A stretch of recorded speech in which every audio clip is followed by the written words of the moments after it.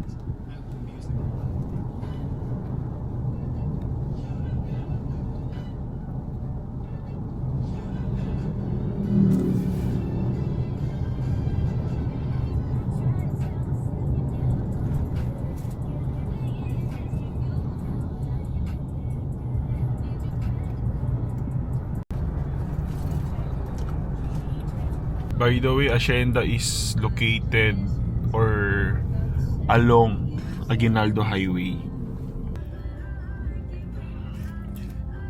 Dito tayo kakain ngayon sa Shell.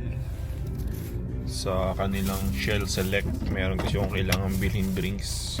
Bali, ang alam ko, 3 ang authorized distributor or seller ng New Balance dito. Yung mismo New Balance na shop, yung Planet Sport, and yung isa nalimutan ko. Check na lang natin. Sa entrance na tayo.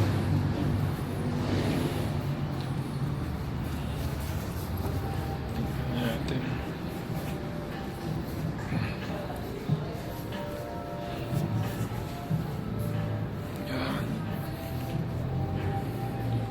Sana totoo yung post na 70 to 80 off. So upon entry, turn right lang kayo, New Balance na. Yan. New Balance.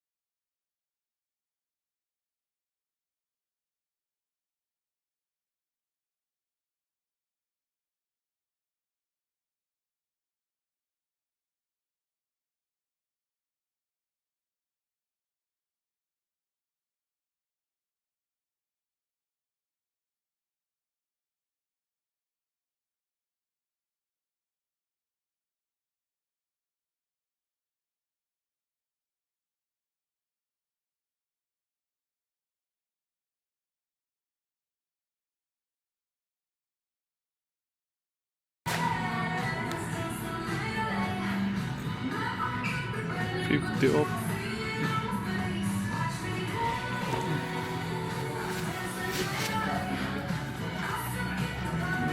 Ito, kay Cooper plug.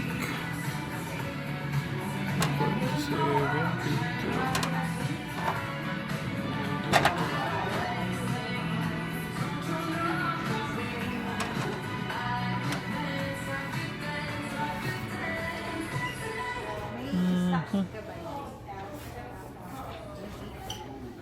Tapos sa babae.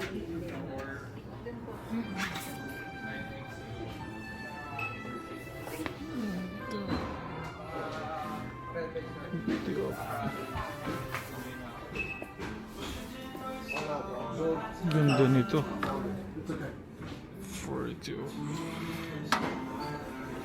70. Shit.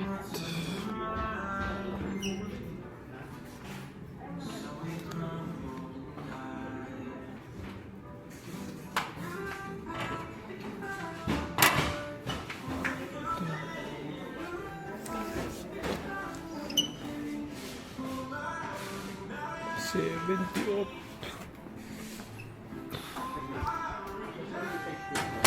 Ganito. 40.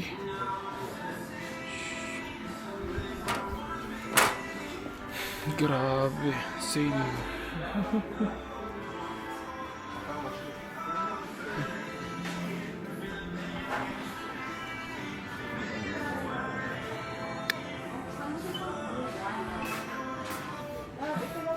Check natin sa clearance sale.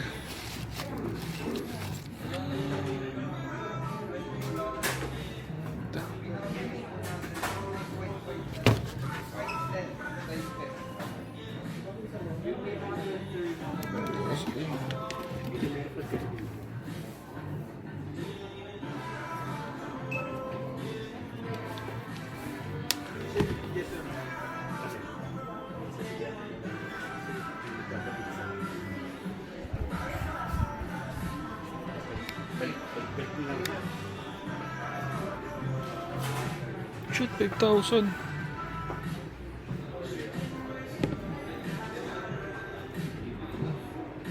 From 20.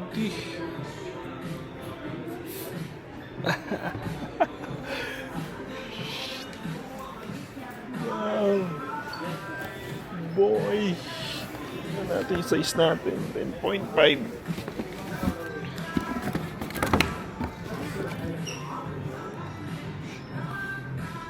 Grabe.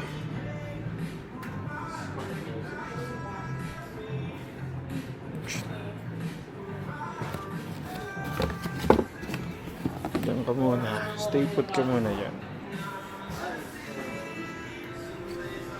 No, ano.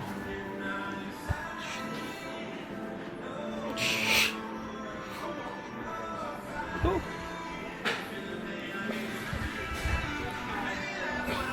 Pogi rin ito. 6,000.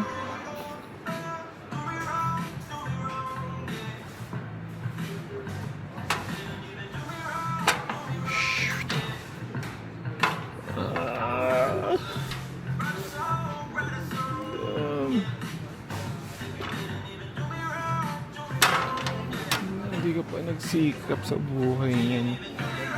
Grabe.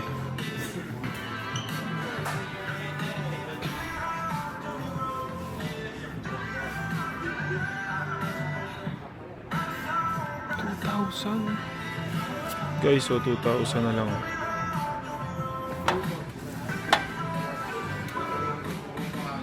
Ito white 3. Napansin ko mas mababa ang sale ng mga all white sa New Balance.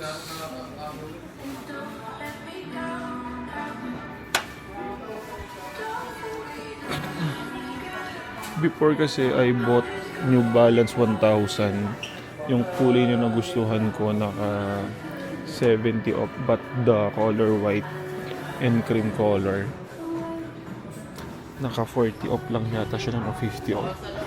Ito 5,000. Damn. Oy!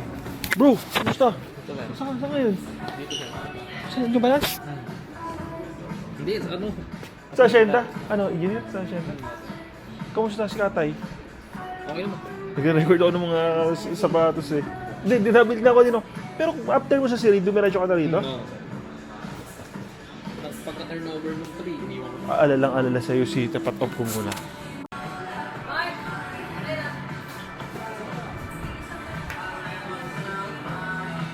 Ito dito, pambabae.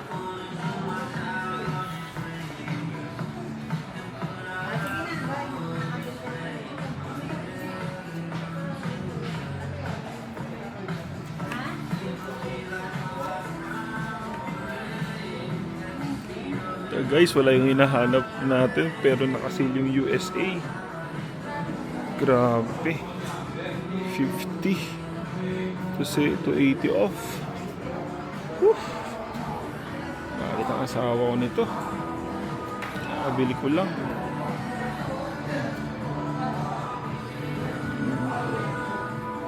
Oh, ito maganda. Ito yung ano. 7,000. Ito yung carbon. Wala nang ganito.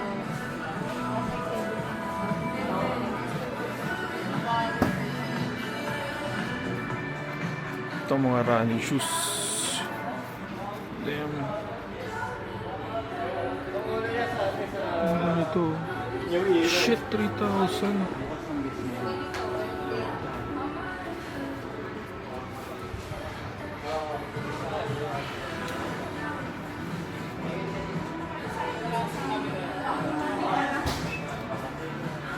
Gusto ko ni Joy ito.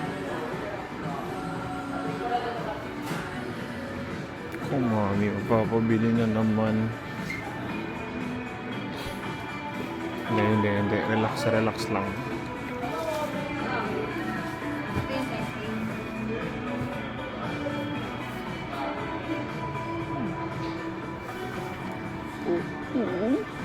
Ito.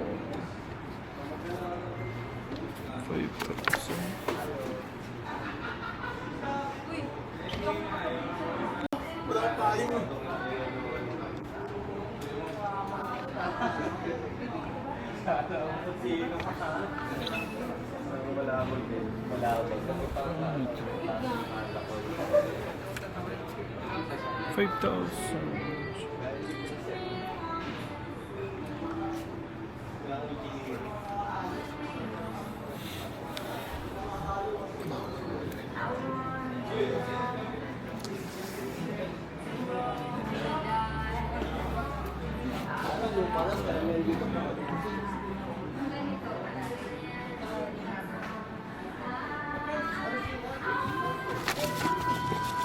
Pang women's. Kan. 30. Kan. 3,000. Ang ganda. SRP po.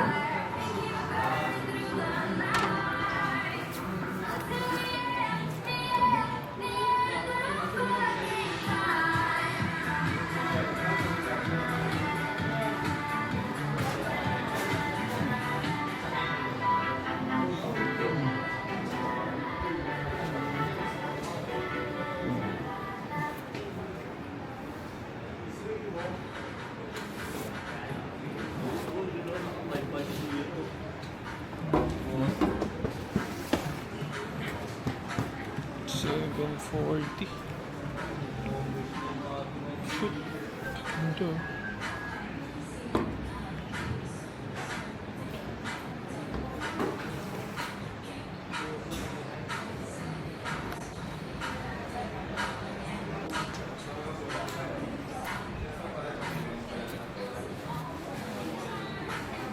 Ito yung gusto ko. Ano? 7,000. 6,000.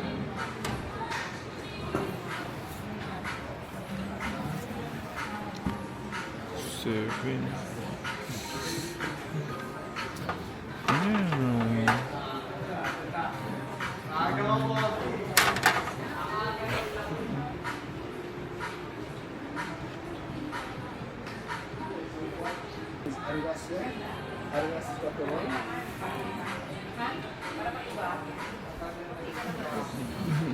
Or should I wait? Okay.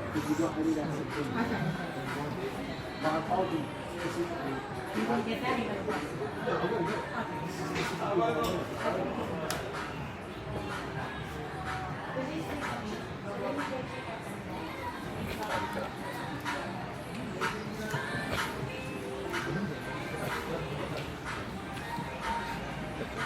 Nandito yung hinahanap ko, tapos naka-sale nga talaga siya. 70 to 80 off. Pati yung USA version.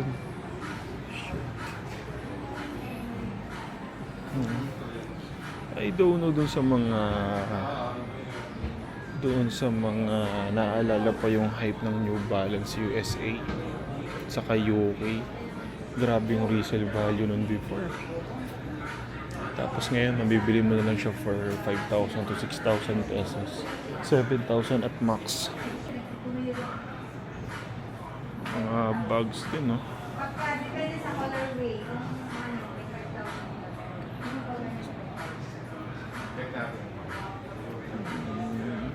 Mga damit.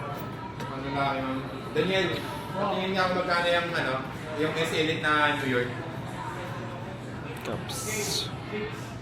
1,000 mali New York Elite. Ano ito? Yes po, para pa 800.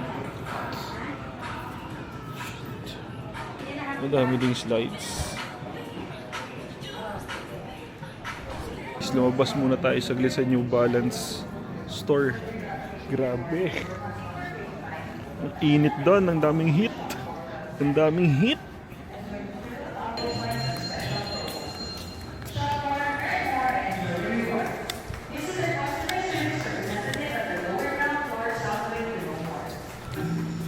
Punta tayo ngayon sa sinasabi kong isang shop na nakakabili rin kami ng mga New Balance shoes.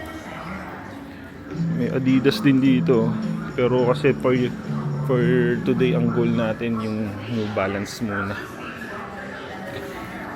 Focus na tayo sa goal. Nakabili na ako before ng New Balance. Wala na yata, analis na. Pinold out na. Pinold out na New Balance, wala na. Guys, ito kami nakabili before, oh. Wala na, pinold out na mga New Balance. Yung shell natin nakalagay, oh.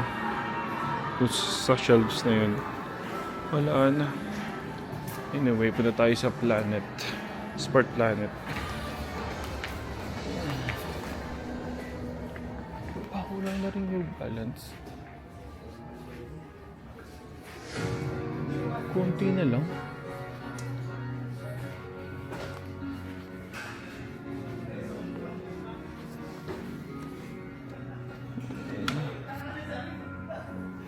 Hindi masyadong sale.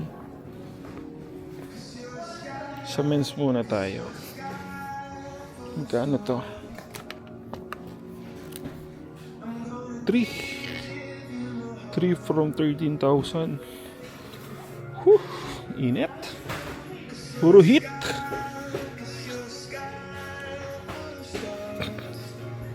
Kung maalala nyo din yung year 2016 to 2000, siguro baka post-pandemic up to 2022, sobrang dami pang mga heat pairs na sapatos. Size 10. Pero ngayon na siya, puro bricks na.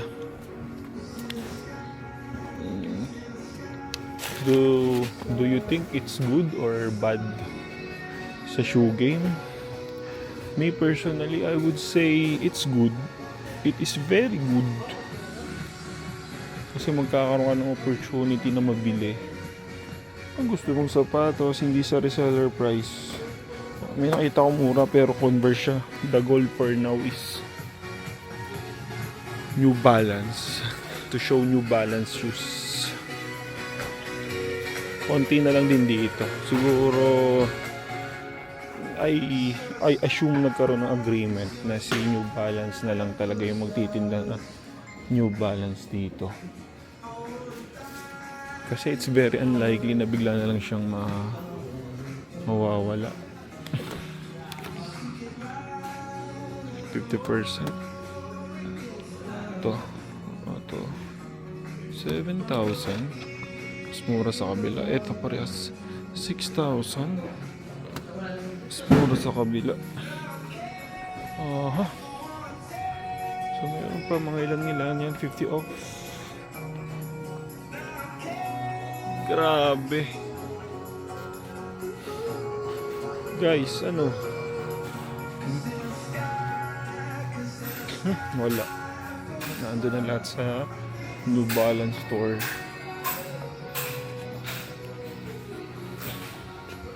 This one, also New Balance. 2,000, no? From 6,000.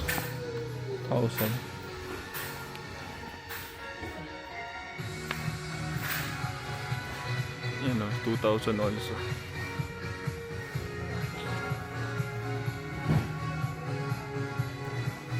Di ko trip to. Kahit bigyan ako nito, hindi ko tatanggapin. Hindi ko siya trip.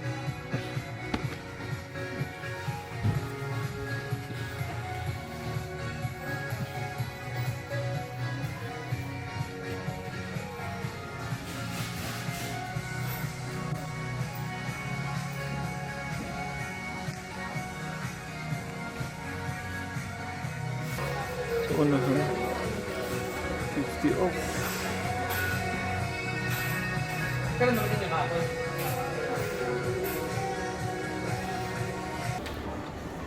Guys, basically, naikutan natin all the 3 stores that I mentioned earlier. Yan. May coffee shop sa baba, Figaro. Naikot yan pag run out.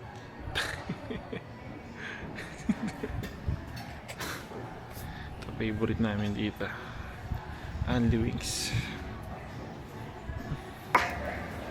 Ayun, sa Kape Agapita. Guys, Kape Agapita. Right there. Yan. Puntahan natin.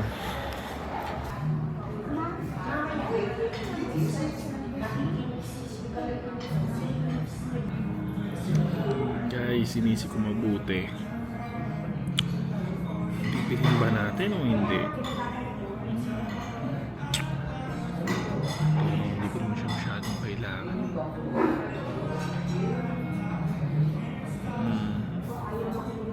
Pero minsan lang mag-save.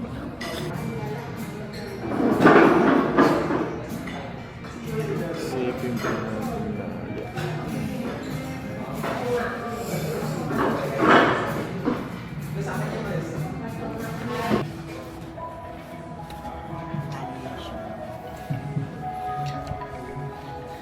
Guys, matapos ang matinding assessment, hindi ko muna bibilihin yung shoes. But fortunately, na-share ko naman sa inyo kung ano yung status nung mga sale ng New Balance sa Hacienda Mall. Let's see, after 3 days, pag gusto ko pa rin siya, babalikan ko siya. Definitely. Ay, nako, pabalik na ulit ako sa New Balance.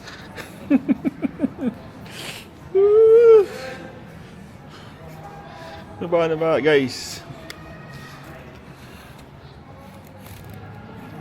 Hindi, final na. Balikan ko na lang siya after 3 days. Pag gusto ko pa rin siya, kukunin ko na siya talaga.